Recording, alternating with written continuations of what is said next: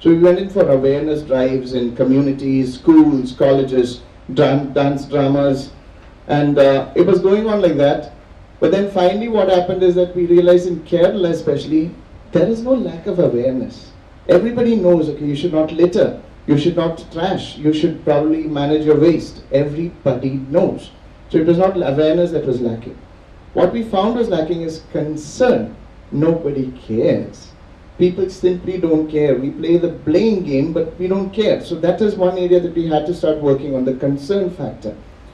Third thing is, we realize that people who are aware and concerned, they simply don't have solutions. I'm sure that at least half the people sitting in the crowd today would wonder, what am I going to do with my own trash? Sometimes you have the Kudumbashree or some other agency coming in and removing your trash, but what happens after that? And we realize that it's much bigger than a waste management problem. It is a resource problem because it seems like a crime to waste resources. You talk about sustainability, you talk about the needs of the present generation and the needs of the future generations. What are we leaving for the future generations? You find that most of the time it is use, misuse, abuse, and finished. There's nothing left. So we felt that this is where we actually have to penetrate in terms of behavioral changes. So that is when I was lucky enough to, I was in this college teaching English, and on the notice board of the college, some student, I don't know who the student was, he pinned up a newspaper cutting. And it's good that students actually read even nowadays. The newspaper cutting was about a project that ITC was doing in Coimbatore, Chennai and Madurai. It was called WW, Wealth Out of Waste. And we found that if ITC is doing a project on waste, why not we try and partner with ITC? I dropped a mail to ITC and thankfully the person over there, Mr. Murugeshan sir, he responded. He came down from Coimbatore. He talked about the model and we tried out this model in Kerala. The model was pretty interesting. The model was you go from house to house, you enroll people in your project, you enroll schools and colleges in your project, and you pay them for trash. See, there's a money incentive coming in. That was ITC's project, where for every kilo of trash that your house gives us, we pay you 2 rupees.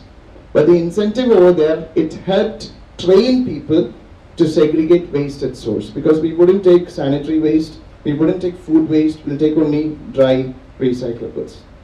The project worked in that way. It was a good learning experience for us because entire community started learning about segregation of waste because there's a money incentive. 2 rupees is not big, but you'd be surprised at the way Malayalis drop at 2 rupees.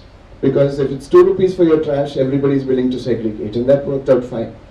But for us, it cost us, it bled us something like 8 to 10 lakh of rupees in the first 2 years itself because we lost a lot of money. You're paying for trash and you hope that somebody's going to pick it up because ITC had given us this promise that they'll take it from us. They would take only the paper part because they wanted it for their raw material. The plastic remained. So then we changed our model. We worked on our own model and we call it the Shujitva Sevana model. And right now we have a presence in 4 municipalities and 4 panchayats. As of now, we are catering to over 20,000 households. 20,000 households. We are removing garbage door to door. We collect dry recyclables, in the sense paper, plastic, glass and metal. We have an entire team of over 120 people right now who work with us. They're based on salary, of course, because the initial student group that was there, they were mostly volunteers, and you can be a volunteer for a certain period of time in your life, but after that you have to be paid. So towards the end, many of those good students left us. Some of them remained. They're still with us and they're now on the payroll. We are able to pay them because the project is working well right now. It's a self-sustaining project because we reversed the entire mechanism. Instead of paying people 2 rupees a kilo, we started charging people 50 rupees as a monthly service fee.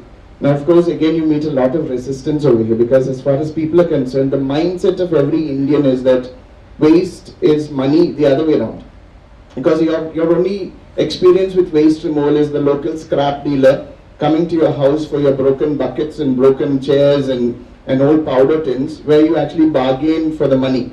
You find that we keep our newspapers for a month, and when the scrap dealer comes in, you fight with the person for a 50 paisa margin.